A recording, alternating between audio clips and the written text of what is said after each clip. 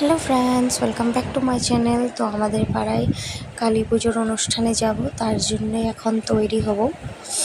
তো আমাদের পাড়ায় শ্মশান মন্দির যে আছে, শ্মশান মন্দিরে কালী পুজো হবে। তো কালী পুজোয় যাব ওখানে। তো তাই জন্য ঝটপট করে রেডি হয়ে নিই। তো এই যে দেখো, আমি সুন্দর একটা শাড়ি পরে নিয়েছি। তো আমার আজকের এই লুকটা তোমাদের কেমন লাগে অবশ্যই কমেন্ট করে জানিও। এরপরে ছেলেকে নিয়ে টুকটুক করে চলে গেলাম মন্দিরে।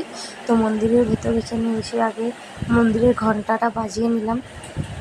ছেলেও বাজাবে, ওকেও একটু উঠিয়ে ধরলাম, বাজালো। এরপরে মন্দিরের এক সাইডে দাঁড়িয়ে ধূপবাতি আর প্রদীপটা জ্বালিয়ে মা কালীর সামনে যাব। তো এখানটায় অনেক ধোঁয়া, অনেক ভিড়। ভিড়ের মাঝখান দিয়ে কোনোরকমভাবে ধূপটা নিয়ে চললাম। প্রদীপটা নিয়ে আসিনি, ওটা বাইরেই রেখেছি, কেননা এখানে কেউ শাড়ি বা কাপড় চোপড়ে লেগে যেতে পারে। তো দেখো, প্রদীপ ধূপের ধোয়ার জন্য মার মুখটা দেখাই যাচ্ছে না ভালো করে।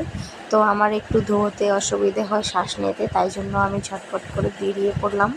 বেরিয়ে পেছন সাইডে চলে এসেছি। তো এখানে দেখো কি সুন্দর করে মন্দিরটা সাজানো গোছানো। তো এই মন্দিরে অনেক কটায় মূর্তি আছে, যেই মূর্তিগুলো আমি পরের ভিডিওতে তোমাদেরকে ডিটেলসে দেব। তো যেখানে আমি ভিডিও করছিলাম, ঢাক বাজাচ্ছিল তো ঢাকেরা, তখন আমার ছেলে নাচছিল।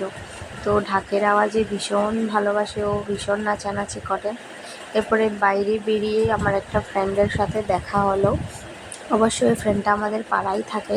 তো ওর সাথে আমার বিয়ের পর আলাপ হয়েছে। আর যখন ও বুঝতে পেরেছে যে আমি ভিডিও করছি, তখন হাই বলে চলে গেছে। তো এই যে দেখো, মন্দিরের ভিউটা তোমাদেরকে আমি দেখিয়ে দিলাম একটু, কেমন লাগছে। মন্দিরটা খুব সুন্দর করে সাজানো হয়েছে। এরপরে একটু প্রসাদ খেয়ে নিলাম, প্রসাদ খেয়ে বাড়ি চলে আসলাম। তো আমার আজকে ভিডিওটা তোমাদের কেমন লাগলো অবশ্যই কমেন্ট করে জানিও। Thanks for watching.